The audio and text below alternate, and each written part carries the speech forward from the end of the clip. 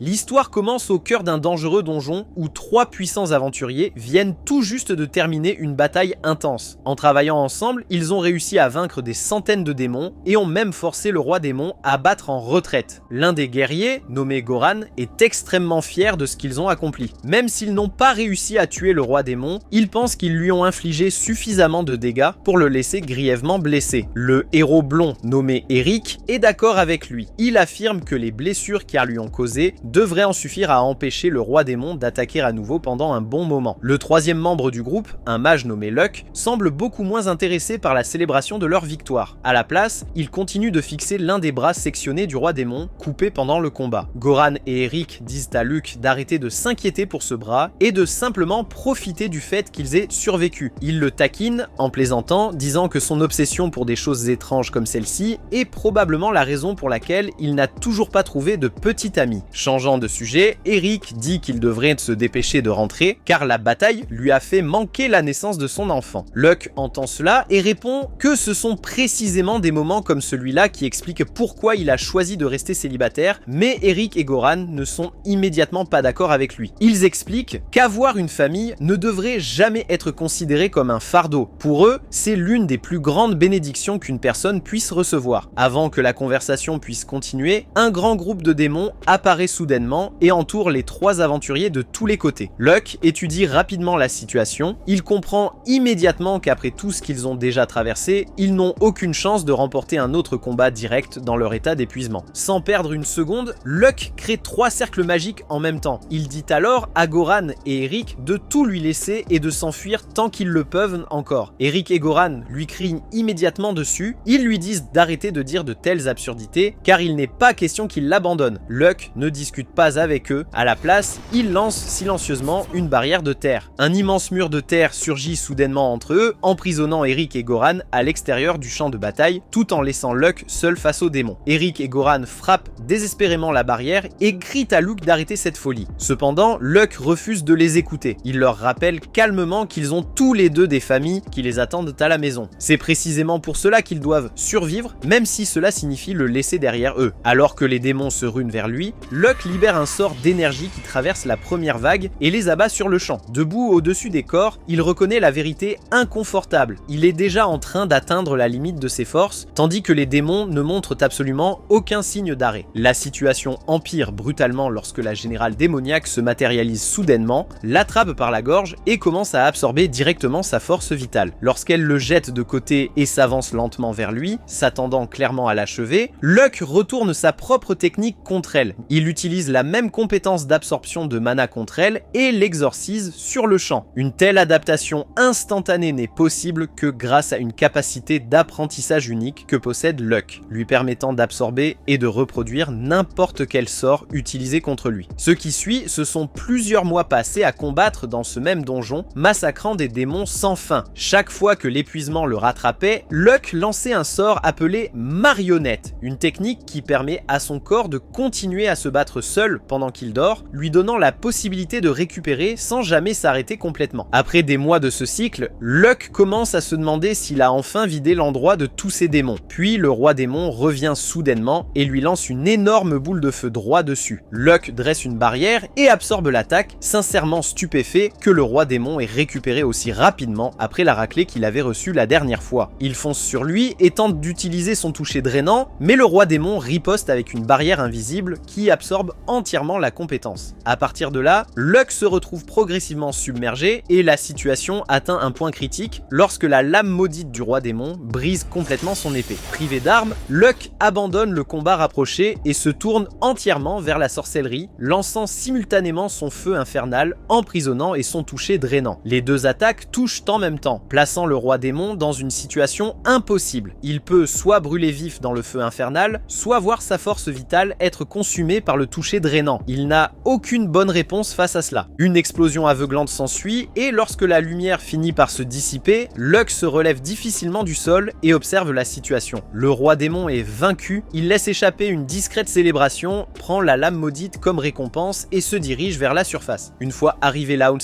il réalise rapidement qu'il n'a aucune idée de l'endroit où il se trouve réellement. En plus de cela, sa carte d'aventurier a été réduite en cendres quelque part pendant les combats, le laissant complètement sans argent et sans aucune pièce d'identité. Après cela, il se rend à la capitale royale. Dès son arrivée, les gardes l'arrêtent et lui reprochent de se promener nu. Ils finissent alors par lui donner de nouveaux vêtements à porter. Sa première pensée est d'aller directement chez Goran. Lorsqu'il arrive, il est choqué par la taille immense du manoir. Il demande immédiatement à voir Goran, mais le majordome refuse, supposant que Luck n'est qu'un autre fan cherchant à le rencontrer. Après cela, Luke décide de se rendre à la guilde des aventuriers afin de faire rééditer sa carte de guilde. En chemin, toutefois, il remarque une statue de pierre dressée au milieu de la ville qui n'était pas là auparavant. Il demande à un passant de qui il s'agit et l'homme est stupéfait que Luck ne reconnaisse pas la personne représentée. Il explique que la statue représente Saint Luke, le héros célèbre qui s'est battu dans le donjon afin de contenir les démons pendant une décennie entière. Luck réalise soudainement que la statue est à son effigie et que tout le monde a dû croire qu'il était mort dans le donjon, ce qui explique pourquoi ils l'ont construite en son honneur. Il est également surpris d'apprendre qu'il a passé 10 ans à combattre là-bas sans même s'en rendre compte. Après cela, il finit enfin par se rendre à la guilde des aventuriers où Goran le reconnaît immédiatement. Goran l'emmène dans l'arrière-salle, le serre dans ses bras et pleure de joie en lui disant à quel point il est heureux qu'il soit revenu vivant. Luck commence alors à dévorer des gâteaux car cela fait si longtemps qu'il n'a pas mangé de vraie nourriture. Finalement, Goran lui retire les gâteaux, insistant sur le fait qu'il doit plutôt manger de la bouillie de riz afin de garder une alimentation équilibrée. Eric arrive ensuite avec panache, portant lui-même la bouillie de riz et dit à Luck à quel point il est heureux de le revoir. Luck lui répond simplement de se calmer, disant que la vue d'un homme adulte en train de pleurer ne lui plaît pas vraiment. Mettant cela de côté, Eric remarque que lui et Goran ont visiblement vieilli, tandis que Luck, étrangement, semble plus jeune qu'avant. Luck jette un regard à son reflet et réalise que c'est vrai, il a réellement rajeuni. Il suppose que cela doit être le résultat de l'absorption de la force vitale du roi démon après l'avoir vaincu. Goran et Eric restent complètement sans voix lorsqu'ils apprennent que Luck a réellement vaincu le roi démon. Eric explique que le royaume s'est occupé de préparer son armée au cas où le roi démon reviendrait un jour, mais puisque Luck l'a déjà battu, il est désormais évident qu'il mérite une forme de récompense. Ce qui surprend le plus Luck, c'est le moment où Goran l'appelle « Votre Majesté ». Goran explique qu'Eric est devenu roi après que l'ancien roi a décidé qu'il méritait le trône, puisqu'Eric était un noble ayant participé à repousser le roi démon. Ayant lui aussi pris part à ce même combat, Goran a fini par être nommé grand maître de la guilde des aventuriers. En plus de cela, Luck apprend également qu'Eric lui avait accordé un titre de noblesse pour le rôle qu'il a joué dans le recul du roi démon. C'est pour cette raison que la statue avait été construite, car tout le monde pensait qu'il était mort au combat. En entendant cela, Luck se demande si le fait d'être vivant pourrait maintenant causer des problèmes, puisque tout le royaume croit qu'il est mort. Goran et Eric comprennent tous les deux son point de vue, alors Luck décide de laisser le monde continuer à croire que Saint Luck est mort, tandis qu'il recommence tout depuis le début en tant qu'aventurier ordinaire. Goran se demande si cela ne risque pas d'être beaucoup trop ennuyeux pour quelqu'un de son niveau, étant donné qu'il est un sorcier de rang S. Mais Luck lui répond que tout ira bien, car il a toujours aimé les bonnes aventures. Il ne faut pas longtemps à Goran pour lui obtenir une nouvelle carte d'aventurier, cette fois sous le nom de Locke au lieu de Luck. Ses véritables statistiques sont également cachées sur la carte, donc aux yeux de tous, il ne semble être qu'un aventurier ordinaire de rang F. Le lendemain, alors que Locke se dirige vers la guilde, une jeune fille blonde l'aperçoit de loin et l'observe avec une curiosité silencieuse, se demandant qui il peut bien être. Locke arrive peu après à la guilde et est présenté à la réceptionniste, Aaron. Il lui dit qu'il souhaite accepter une quête d'extermination de gobelins, mais elle le lui déconseille, pensant qu'il n'est qu'un débutant inexpérimenté qui risque de se faire tuer. C'est alors qu'un groupe d'aventuriers l'interpelle et lui propose de faire équipe avec eux pour la quête. Aaron trouve que l'idée est bonne et appose rapidement son approbation. À l'extérieur, les deux aventuriers se présentent sous les noms d'Ario et Ginny. Ario est un mage, tandis que Ginny est une archère. Locke se présente simplement comme un guerrier, et une fois cela réglé, tous les trois partent en direction de la cachette des gobelins. En chemin, Locke remarque que Ginny est une éclaireuse réellement compétente. Elle reste près de la piste et l'interprète avec un instinct affûté, repérant rapidement des détails que les autres pourraient pas manquer. Pour cette raison, elle ne lui semble pas être quelqu'un qui mérite réellement un rang F. Malgré cela, Ginny semble avoir sous-estimé le nombre de gobelins auxquels ils ont affaire, car ni elle ni Ario ne remarquent une série d'empreintes camouflées. Les gobelins ne sont pas assez intelligents pour dissimuler leurs propres traces, ce qui signifie que quelque chose d'autre, quelque chose de plus intelligent, les dirige probablement. Locke envisage brièvement de prévenir les deux autres, mais décide de ne pas le faire. Puisqu'il les entraîne essentiellement, il veut qu'ils apprennent de leurs propres erreurs et qu'ils grandissent grâce à cette expérience. Ils finissent par atteindre l'entrée de la grotte des gobelins et après avoir observé les environs pendant un moment, Locke propose de prendre la tête pendant qu'Ario et Ginny assurent un tir de couverture depuis l'arrière. En travaillant ensemble, le groupe parvient à abattre plus de 30 gobelins, même si l'effort commence clairement à épuiser Ario et Ginny, qui manquent tous deux de mana et de flèches. En remarquant cela, Ario suggère qu'ils se replient et battent en retraite, et Locke reconnaît que c'est la bonne décision. Mais à ce moment-là, un rugissement profond résonne dans la grotte. Le seigneur gobelin s'est réveillé.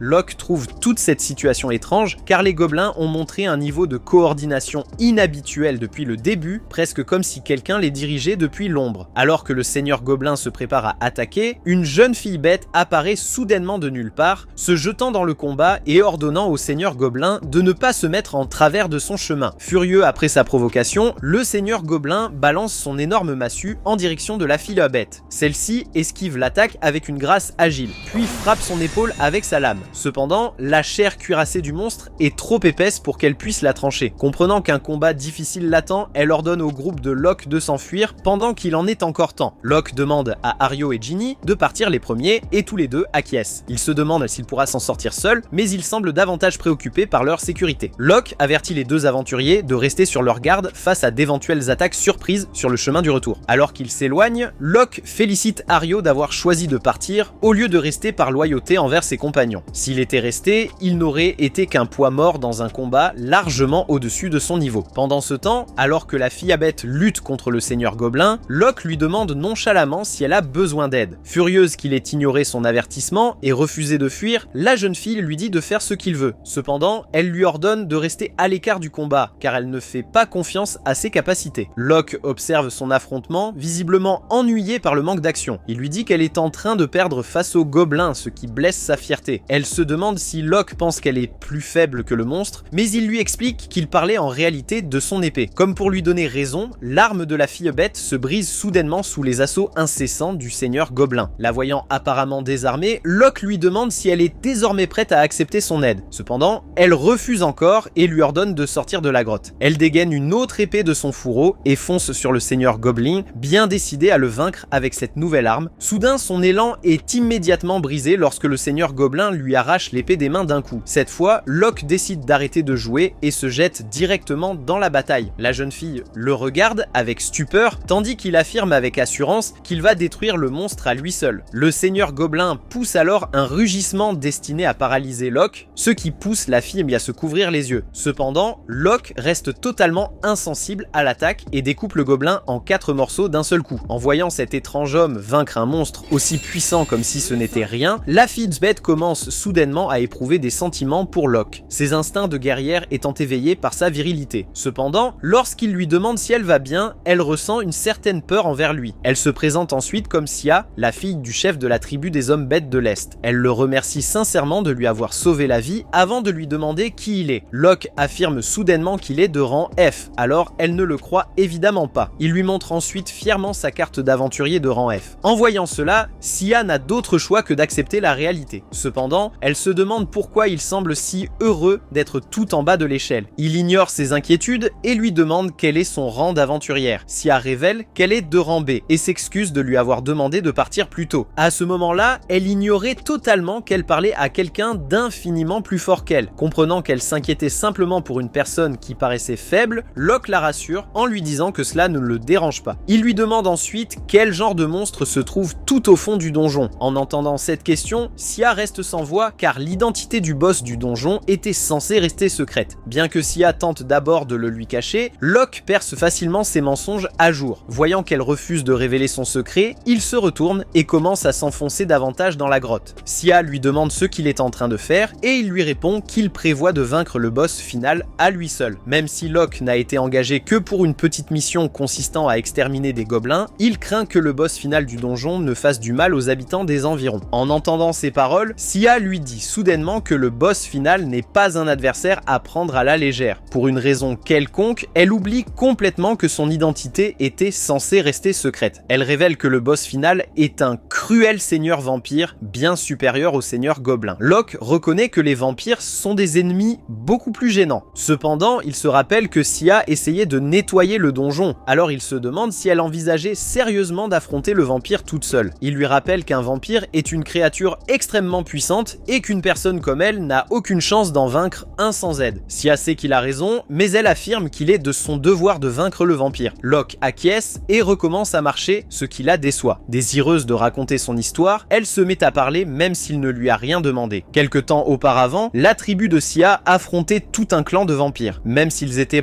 parvenus à en vaincre la majorité, l'un d'eux avait survécu et grièvement blessé son père. Il avait ensuite pris la fuite avant de disparaître dans cette grotte. Dans la tribu des hommes bêtes, laisser un ennemi s'échapper est considéré comme une immense honte. Sia souhaite donc venger son père blessé en éliminant elle-même le vampire. Locke lui demande si son honneur sera tout de même restauré si elle accepte son aide. Sia lui explique que ce sera le cas, même si elle reçoit de l'assistance. Il lui tend alors son épée pour remplacer celle qui s'est brisée. Sia paraît confuse, car cela le laisserait sans arme, mais Locke affirme qu'il se bat mieux à main nue. Au début, elle pense qu'il dit seulement cela pour se montrer attentionné envers elle, mais il se met ensuite à massacrer un groupe de gobelins comme s'ils étaient faits de papier. Sia est stupéfaite par l'incroyable force de Locke, sans savoir qu'il a développé une puissance physique et des compétences en arts martiaux extraordinaires, après avoir été forcé de survivre pendant une décennie entière contre l'armée du Seigneur Démon. Grâce à l'aide de Locke, ils atteignent rapidement la dernière salle du donjon. Là-bas, le Seigneur Vampire éclate d'un rire sinistre en sentant la présence de Sia. Il rappelle à cette fille naïve que même son puissant père n'a pas été capable de lui infliger la moindre égratignure et qu'elle n'a donc aucun espoir de poser ne serait-ce qu'un seul doigt sur lui. Sia s'enrage en entendant ces paroles, tandis que le Seigneur Vampire se prépare à l'abattre. Après l'avoir observé de près, Locke comprend que le vampire a délibérément manipulé les gobelins des environs afin de leur donner une apparence faible dans le but d'attirer des aventuriers à l'intérieur de la grotte et d'absorber leur force vitale. Le vampire est impressionné par son sens de la déduction, mais il ne pense pas grand-chose de la puissance de Locke. Il souligne que, même si la magie vampirique ne fonctionne pas sur les hommes bêtes, ses sorts lui permettent de contrôler l'esprit d'un humain. En entendant cela, Sia comprend qu'elle a commis une grave erreur en entraînant Locke dans ses problèmes. Bien que Sia tente de l'avertir, Locke commence à avancer vers le Seigneur Vampire comme s'il était plongé dans une transe. Tandis que Sia s'en veut d'avoir mis sa vie en danger, le vampire se met à jubiler, persuadé d'avoir déjà gagné. Il provoque Sia en lui demandant si elle préfère mourir de la main de son ami ou de la sienne. Le vampire continue de fanfaronner, mais soudain, Locke lui assène un violent coup de poing en plein visage. Après avoir été brutalement remis à sa place, le vampire se demande pourquoi sa technique spéciale n'a pas fonctionné. Locke lui explique simplement qu'il possède une grande résistance aux altérations mentales, mais cette réponse ne le satisfait pas. Le vampire affirme qu'il est impossible qu'un humain puisse résister à l'attaque d'un seigneur vampire. En entendant cela, Locke révèle que le prétendu seigneur vampire n'est en réalité qu'un vampire inférieur qui se donne des airs de grandeur. Cette remarque met le vampire hors de lui et il fonce furieusement sur Locke, seulement pour être projeté contre un mur d'un puissant coup de pied. Locke continue de se moquer de lui en le traitant de sous-vampire, poussant le monstre à tenter de défendre son honneur. Même s'il attaque avec des tentacules de ténèbres, Locke les esquive facilement et utilise un cercle magique de haut niveau pour accélérer considérablement son corps. En un clin d'œil, il apparaît juste devant le vampire et utilise son toucher drainant pour absorber toute son énergie. Après sa défaite, le Seigneur Vampire se demande qui est réellement Locke. En guise de réponse, l'aventurier tout sourire affirme qu'il n'est qu'un aventurier de rang F quelconque. Soudain, le vampire déclare que Locke vient de s'infliger une puissante malédiction en le battant. Bien qu'il ne croie pas ses paroles, Sia se précipite et tranche son corps en deux avec l'épée de Locke. Le vampire est stupéfait de constater qu'il ne peut pas régénérer son corps après avoir été frappé par cette lame. Dans ces derniers instants, il avertit Sia qu'elle vient de faire quelque chose d'irréversible à son médaillon. Sia rend son épée à Locke en lui expliquant qu'elle a libéré une étrange puissance lorsqu'elle a tranché le vampire. Il prétend qu'elle a dû l'imaginer puisqu'il ne peut évidemment pas lui révéler qu'il s'agit de l'épée du Seigneur Démon déchu. Sia fouille ensuite le sol et découvre un médaillon maudit laissé tomber par le vampire. Elle lui explique que chaque personne tuée ou absorbée par le vampire libère une énergie de ressentiment qui nourrit le pouvoir de malédiction contenu dans le médaillon. Locke se demande pourquoi aucun vampire ne possédait ce genre de médaillon 10 ans auparavant. Soudain, le vampire éclate de rire avec le peu de force qui lui reste. Maintenant que son médaillon est exposé au monde, il affirme qu'il ouvrira un portail vers la dimension obscure. En entendant cela, Locke devient enfin sérieux. Le vampire se vante que ses prétendus dieux obscurs détruiront la Terre en traversant le portail, ce qui rappelle à Locke que la faille dimensionnelle était exactement l'endroit où il est resté piégé à combattre pendant 10 ans. À l'époque, les humains n'avaient découvert aucun moyen de pénétrer dans le portail depuis leur monde. Lorsque le Seigneur Démon avait lancé son attaque depuis ce portail, Locke et ses amis s'y étaient jetés. Cependant, le passage s'était ensuite refermé de leur côté. À cause de cela, Eric et Goran n'avaient pas pu revenir le sauver après s'être échappés de la dimension. Soudain, Locke tranche le médaillon en deux et absorbe le pouvoir maudit qu'il contient. Le vampire est horrifié, incapable de croire que quelqu'un puisse absorber une malédiction aussi puissante sans subir le moindre effet secondaire. Locke lui explique que, même si le portail s'était ouvert, aucun démon n'en serait sorti. La raison est évidemment Locke lui-même, puisqu'il a déjà exterminé tous les démons qui se trouvaient à l'intérieur. Après avoir entendu cela, le vampire comprend enfin que Locke a utilisé l'épée du Seigneur Démon pour absorber la malédiction, et il fait rapidement le rapprochement. Il se demande alors si Locke est le légendaire grand sage Locke. Cependant, Locke le fait taire avant qu'il puisse en révéler davantage. Malheureusement, Sia l'a déjà entendu, et le secret est désormais dévoilé. Locke s'excuse d'avoir brisé le médaillon, Sia lui répond que cela ne la dérange pas, puis tous les deux commencent à quitter le donjon. Elle se demande si Ario et Ginny vont bien, mais Locke a confiance en leur capacité. Soudain, Sia s'arrête en réalisant qu'elle vient de l'appeler par son prénom. Locke s'immobilise, stupéfait par ses paroles. Elle lui demande alors s'il est réellement le sage légendaire, et Locke lui demande de garder le secret. Elle sourit, ravie de pouvoir conserver le secret d'une personnalité aussi importante. Plus tard, ils remettent les matériaux récupérés sur les monstres à la guilde des aventuriers. La réceptionniste est surprise par l'énorme montagne de ressources, alors Locke et son groupe lui expliquent simplement que le donjon contenait davantage de gobelins que d'habitude. En entendant cela, la réceptionniste présente ses excuses au nom de la guilde pour avoir mal évalué la difficulté de la mission. Plus tard, Sia remercie encore une fois Locke pour toute son aide. Il sourit et lui demande si, en échange, elle peut partager les informations de sa tribu concernant les vampires. Même s'il a réussi à vaincre le seigneur vampire aujourd'hui, il craint que d'autres vampires n'utilisent des méthodes inconnues pour replonger le monde dans le chaos de la faille dimensionnelle. Sia sourit et lui demande s'il peut parler directement à Goran. Locke acquiesce, alors elle lui demande d'avertir Goran afin qu'il reste attentif aux agissements des vampires. Elle lui tend ensuite la moitié de son médaillon. Lorsque Locke lui demande pourquoi, elle lui explique que cela servira de preuve pour convaincre Goran de surveiller les vampires. Locke accepte le fragment, puis Sia s'en va. Il l'apporte ensuite à Goran, qui semble extrêmement inquiet après la disparition de Locke pendant 3 jours entiers. Pendant qu'ils discutent, quelqu'un s'approche discrètement de la pièce pour écouter leur conversation en secret. Après avoir rappelé à Goran qu'il n'est pas sa mère, Locke lui explique que le Seigneur Démon n'était en réalité qu'un simple pion utilisé par les prétendus dieux obscurs. Goran se demande alors de quel matériau le médaillon est fait. Malgré ses compétences de sorcier, Locke est lui aussi incapable d'identifier la matière. Il suggère de le montrer à un alchimiste et Goran accepte d'y réfléchir. Alors que Locke se tourne pour partir, Goran le remercie sincèrement d'avoir protégé les aventuriers débutants Ario et Ginny. Locke accepte ses remerciements et quitte les lieux, mais il ne tarde pas à heurter une jeune fille. Il se demande qui elle est, alors Goran commence à la présenter comme sa fille, Chalice. Cependant, elle s'en va avant qu'il puisse en dire davantage. Locke se demande si Chalice le déteste, mais Goran lui explique qu'en réalité, c'est son propre père qu'elle déteste. Depuis son enfance, Chalice rêve de devenir aventurière. Bien qu'elle ait obtenu une aptitude de rang B,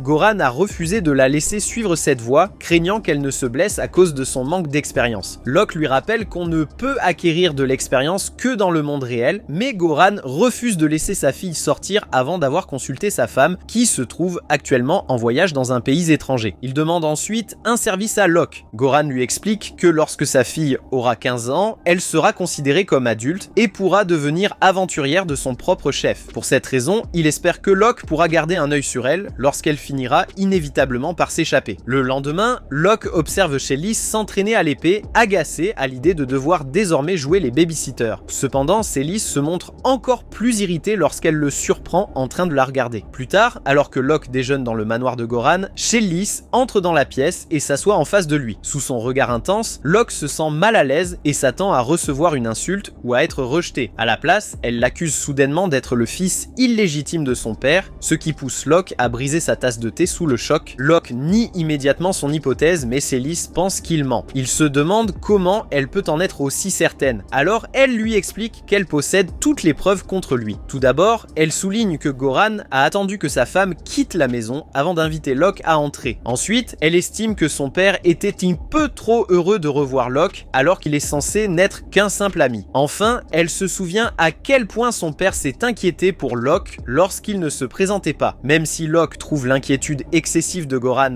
agaçante, Chelis pense que son père tient beaucoup trop à lui pour qu'il ne fasse pas partie de la famille. En entendant les délires de Chelis et en apprenant que Goran et sa femme sont en froid, Locke se demande si toute cette famille n'a pas un problème dans la tête. Il remarque alors que le majordome en chef lui lance un regard meurtrier. Pour éviter de subir sa colère, Locke tente de convaincre Chelis qu'il n'est pas son frère disparu depuis longtemps. Il lui explique que Goran s'inquiétait autant parce qu'il avait combattu de dangereux démons pendant 10 ans. Locke ajoute également qu'il paraît beaucoup plus jeune qu'il ne l'est réellement, ce qui explique pourquoi elle l'a pris pour le fils de Goran. En entendant cela, elle pousse un cri de surprise et Locke pense enfin être parvenu à lui faire entendre raison. Cependant, Chelis se contente de faire passer son statut de petit frère à grand frère. Locke lui affirme fermement qu'il n'est pas son grand frère. Cette fois, elle refuse d'écouter un seul mot de plus. Tandis que Chelis commence à se comporter comme une grande sœur prétentieuse, Locke décide de sortir sa carte d'aventurier. Il lui explique que s'il était réellement le fils de Goran, il porterait le même nom de famille. Après avoir examiné la carte, Chelis en conclut que Goran a dû renier Locke afin de préserver son honneur d'homme. Attristée que Locke ait été abandonné par celui qu'elle croit être son père, elle lui promet d'aller parler à Goran pour le forcer à reconnaître son fils. Face à cette fille obstinée, Locke commence à perdre tout espoir pour la famille de Goran. Finalement, il retire le sort de protection placé sur sa carte d'aventurier, révélant qu'il est en réalité le grand sage Locke et un aventurier de rang S. Chelis est extrêmement impressionnée par les qualifications de Locke, mais à cause de son jeune âge, elle continue de penser que le grand sage est son grand frère. Elle fait remarquer que la statue de Locke ressemble énormément à son père, ce qui l'énerve encore davantage. Il faut un certain temps à Locke pour enfin la convaincre qu'il ne fait pas partie de sa famille. À la fin, elle s'excuse pour son entêtement précédent. Chelis admet elle-même qu'elle peut parfois être obstinée, mais Locke pense que c'est encore bien en dessous de la réalité. Il comprend désormais pourquoi Goran était si opposé à l'idée de la laisser partir seule à l'aventure. Avec son caractère borné, cette idiote se retrouverait sans cesse dans des situations dangereuses. Cependant, Locke pense aussi que son entêtement peut être une qualité. Il estime que Chelis possède une grande force de volonté et de solides convictions, ce qui pourrait l'aider à rester forte dans les moments difficiles. Sachant cela, il décide de lui donner une chance de devenir aventurière. Locke apprend que Chelis s'est déjà inscrite en secret à la guilde des aventuriers, alors il l'emmène accomplir une quête avec lui. Après avoir accepté une mission de rang E à la guilde, il se dirige vers une forêt afin d'atteindre leur objectif. En chemin, Chelis prend plaisir à explorer les paysages naturels. Elle admire les arbres qui les entourent et se baigne dans une rivière d'eau douce, profitant pleinement de l'instant. Après leur pause, ils s'enfoncent plus profondément dans la forêt afin de trouver leur objectif. Ils finissent par atteindre le village concerné. Là-bas, les habitants leur expliquent qu'un nombre suspect de bêtes mythiques a été aperçu dans les environs. Bien que ces monstres soient gigantesques et puissants, étrangement, personne n'est mort après les avoir rencontrés. En entendant cela, Locke comprend que quelque chose ne va pas avec cette mission. Si un groupe de puissants monstres mythiques ravageait réellement la région, la guilde n'aurait jamais confié cette tâche à de faibles aventuriers de rang E. Au contraire, comme les créatures n'ont tué ni blessé personne, la guilde pense probablement que ces bêtes mythiques ne sont pas réelles. Chelis ne comprend pas ce que cela signifie, alors Locke lui explique que quelqu'un crée simplement des illusions de bêtes mythiques. Peu après, ils se rendent dans la zone où les créatures ont été signalées. Dès leur arrivée, un dragon apparaît de nulle part et pousse un puissant rugissement pour annoncer sa présence. Bien qu'il paraisse incroyablement réaliste, son rugissement soulève un immense nuage de poussière dans les airs. En voyant cela, Chelis commence à douter que le monstre soit une simple illusion. Locke la rassure en lui expliquant que malgré son apparence, le dragon ne possède pas l'aura d'une véritable bête mythique, ce qui confirme ses soupçons. Après avoir assuré à Chelis qu'elle ne risque rien contre le dragon, il l'encourage à le combattre. Elle fonce vers la créature qui tente de la frapper avec sa queue. Chelis esquive l'attaque avec une grande agilité et saute sur le dos de la créature. Elle se met ensuite à courir en direction de la tête du dragon. Tandis que le monstre grogne de frustration, elle tente de planter son épée dans son crâne. Cependant, le dragon bloque son arme avec ses griffes. Chelis retombe en arrière et essaie une nouvelle fois, mais la créature continue d'arrêter toutes ses attaques. En observant le combat, Locke reconnaît que Chelis possède réellement le niveau d'une guerrière de rang B,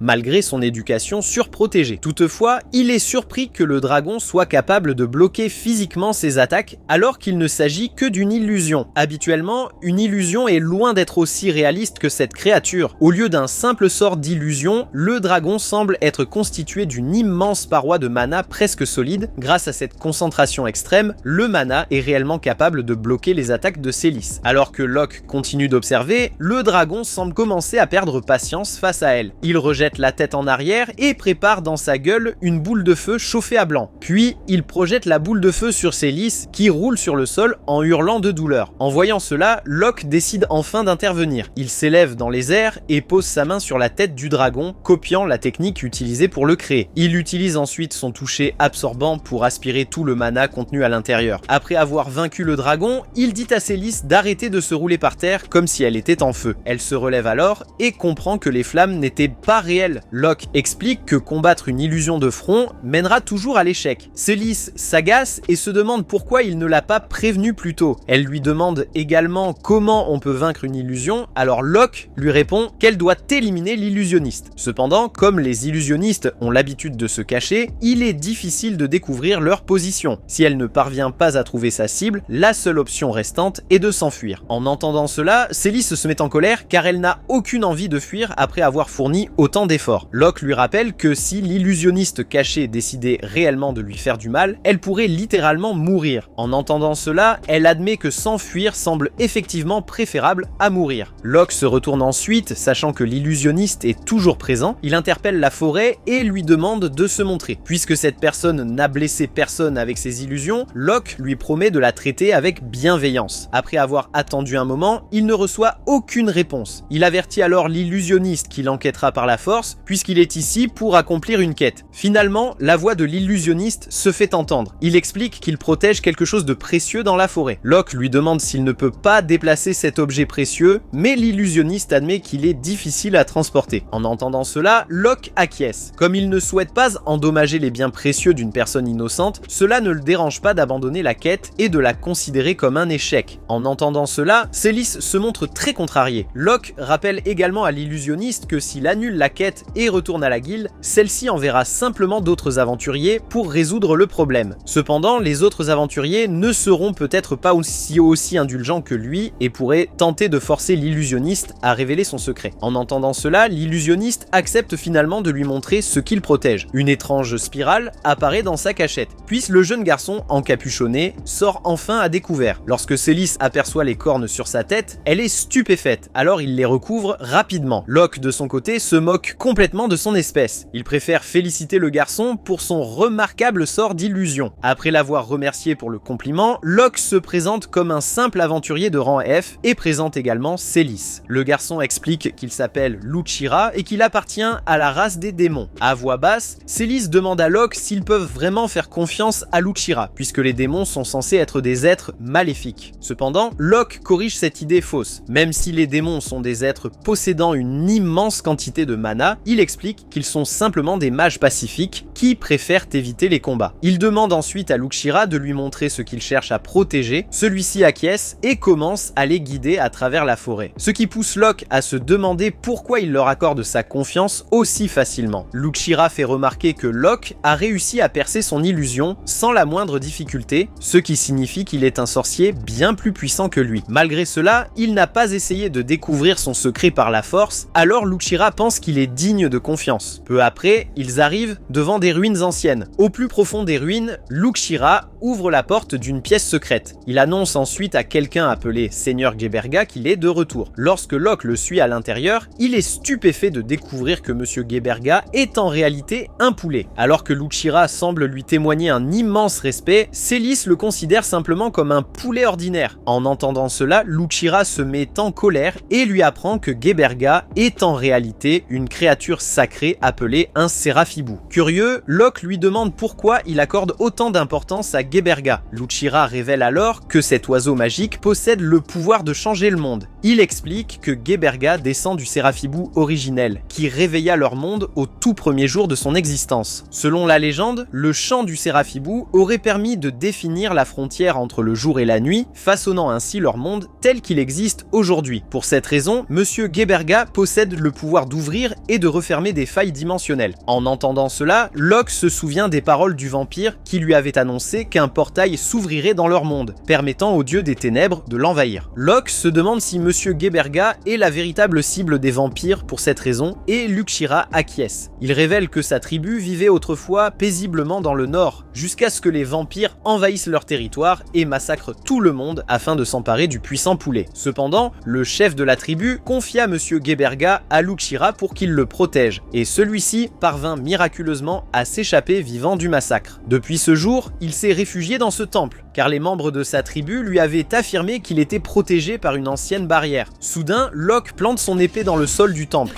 La lame le brise facilement, révélant qu'aucune barrière ne protège le bâtiment. Comme le temple est totalement exposé, Luke Shira et Monsieur Geberga risquent de tomber entre les mains des vampires. Locke lui demande alors de s'installer dans la capitale, où il pourra être protégé. Luke Shira hésite, alors Locke le rassure en lui promettant qu'il protégera Monsieur Geberga quoi qu'il arrive. Pour le prouver, il lui montre son épée, révélant qu'il a déjà vaincu le Seigneur Démon. En comprenant cela, Luke Shira reconnaît enfin que Locke est le grand sage. Locke lui dit ensuite qu'il a accompli un travail remarquable en protégeant Monsieur Geberga, puisqu'il détient le pouvoir de protéger le monde entier. En entendant cela, Luke Shira se met à pleurer, heureux de savoir que le sacrifice de sa famille et des membres de sa tribu n'a pas été vain. Sur le chemin du retour, Luke Shira commence à se disputer avec Celis. Soudain, Locke pousse Luke Shira sur le côté lorsqu'un vampire tente de l'attaquer. Il projette ensuite le vampire au loin. Sous le choc, celui-ci lui demande qui il est. Locke refuse de révéler son identité à une créature inférieure, ce qui met le vampire et ses compagnons dans une colère noire. Sachant qu'ils sont venus pour Monsieur Geberga, Locke devient sérieux et réduit tous les vampires en cendres. Non loin de là, un autre vampire observait secrètement toute la scène. Afin de prévenir ses compagnons restés chez lui, ce vampire tente de s'enfuir en se transformant en une multitude de chauves-souris. Même Locke ne peut rien faire contre cette transformation, mais soudain, Monsieur Geberga pousse un puissant cri. Son appel efface le vampire en pleine transformation, laissant Celis complètement stupéfaite. Luke Shira lui explique que Monsieur Geberga contrôle le flux des dimensions. En se transformant en chauve-souris, le vampire essayait de se déplacer de force vers une autre dimension. Cependant, Monsieur Geberga a refusé de le laisser faire, et le vampire a donc été effacé de l'existence. En apprenant que le poulet possède un pouvoir aussi immense, Celis se demande pourquoi Monsieur Geberga a besoin de la protection de qui que ce soit. Luke Shira lui explique que les pouvoirs de l'oiseau ne fonctionnent que lorsque la cible se trouve en plein déplacement dimensionnel. Autrement, n'importe qui pourrait simplement l'attraper comme un oiseau ordinaire. Plus tard dans la nuit, les trois compagnons atteignent la capitale. Ils y trouvent Sia, qui attend Locke. Celis se méfie immédiatement d'elle, alors Locke lui explique qu'il s'agit d'une amie. En entendant cela, Celis commence à se vanter auprès de Sia d'être l'apprentie de Locke. Sia explique ensuite à Locke qu'elle doit lui parler en privé. Elle lui révèle que la race des vampires prépare réellement quelque chose de très important. Au cours de son enquête, elle a découvert qu'ils sont tous dirigés par un haut seigneur vampire, une créature extrêmement puissante capable de contrôler tous les vampires et de les forcer à exécuter ses ordres. En entendant cela, même Locke commence à s'inquiéter car ce haut seigneur pourrait provoquer des dégâts considérables grâce à son intelligence et à ses puissantes forces. C'était la fin du 3e épisode. Regardez la prochaine vidéo à l'écran, abonnez-vous et activez la cloche pour ne pas manquer la partie 4.